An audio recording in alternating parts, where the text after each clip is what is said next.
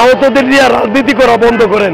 আমরা দেখতে পাচ্ছি 5 তারিখের পরে আপনারা আহতদের নিয়ে কাজ না করে রাজনীতি নিয়ে বেশি কাজ করতেছেন। আমাদের ডাক্তাররা শুধু আশ্বাস দেয় যে আপনার একটু সময় লাগবে, আপনার শ্বাসনালী টিয়ার গ্যাসে ক্ষতিগ্রস্ত হয়েছে, শুধু আশ্বাস দেয়। কেরালে ভাই, বাংলাদেশে কি উন্নত চিকিৎসা নাই? আমাদেরকে বুলেটের ভয়, আমাদেরকে বন্দুকের ভয়, আমাদেরকে আইন শৃঙ্খলা বাহিনী লীগের ভয় দেওয়ালে চলবে না। পায়ে ধরে বলবো, আপনারা আমাদের ভাইদের জীবনের বিনিময়ে অন্তর্বর্তীকালীন সরকার হয়েছেন, আপনারা অবিলম্বে বাংলাদেশ থেকে আইন শৃঙ্খলা বাহিনী লীগ মুক্ত করেন, মন্ত্রণালয় লীগ মুক্ত করেন। আপনারা অবিলম্বে বাংলাদেশের মানুষের গণতান্ত্রিক অধিকার ফিরিয়ে দেওয়ার লক্ষ্যে কাজ করেন। এই মন্ত্রণালয় লীগগুলো হিসাব দেওয়ার ভয়েতে পরিকল্পনিতভাবে মন্ত্রণালয়ে সচিবালয়ে আগুন লাগাইছিল। আমাদের ভিতরে যদি সিন্ডিকেটই না থাকে তাহলে আমাদেরকে কেন প্রতিনিয়ত রাস্তায় নামা লাগে?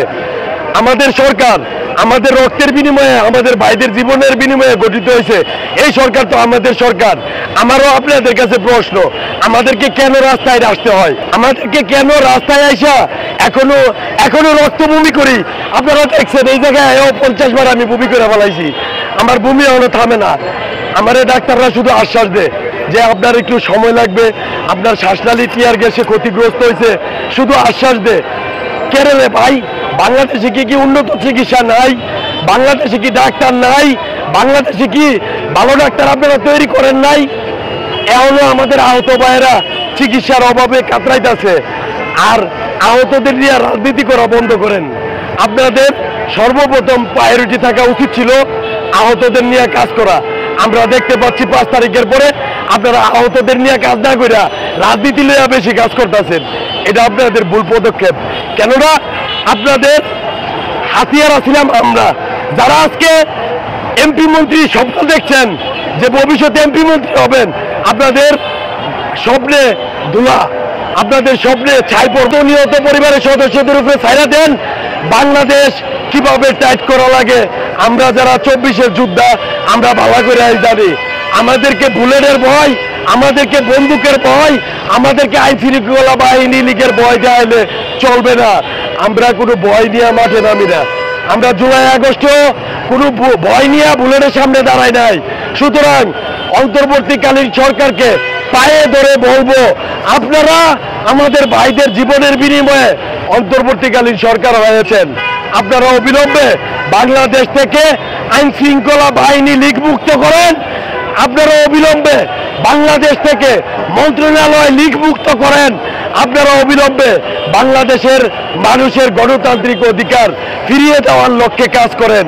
অন্যথায় শেখ হাসিনা পালায়া যাওয়ার সময় পাইছে। এখন কিন্তু আমরা বুঝা গেছি যে আমরা আন্দোলন কর্মসূচি করলে পালায়া যা, আমরা কিন্তু পালায়া যাইতে দেব না। আর এই যে গণহত্যাকারী খুনি হাসিনা পরিকল্পিতভাবে জুলাই আগস্টে আমরা যারা সামনের সারিতে দাঁড়িয়ে আন্দোলন সংগ্রাম করছি তাদেরকে হুমকি দামকি দিচ্ছে। অন্তর্বর্তীকালীন সরকারকে বলতে চাই, আপনারা একটি সুরক্ষা আইন করেন, যে আইন দ্বারা আমাদের জুলাই আগস্টের আহত নিহত পরিবারের সদস্যরা সুরক্ষিত থাকবে। আপনারা দেখেছেন এই গণহত্যাকারী খুনি হাসিনা ক্ষমতা থাকাকালীন অবস্থায় প্রতিটা মন্ত্রণালয় লীগ তৈরি করে দিয়ে গেছিলেন। এই মন্ত্রণালয় লীগগুলো হিসাব দেওয়ার ভয়েতে পরিকল্পনিতভাবে মন্ত্রণালয়ে সচিবালয়ে আগুন লাগাইছিল। আপনারা দেখেছেন এখনো পর্যন্ত এই অন্তর্বর্তীকালীন সরকার মন্ত্রণালয় থেকে এই মন্ত্রণালয় লীগগুলোকে প্রত্যাহার করতে পারে নাই। এটাও অন্তর্বর্তীকালীন সরকারের একটি ব্যর্থতা।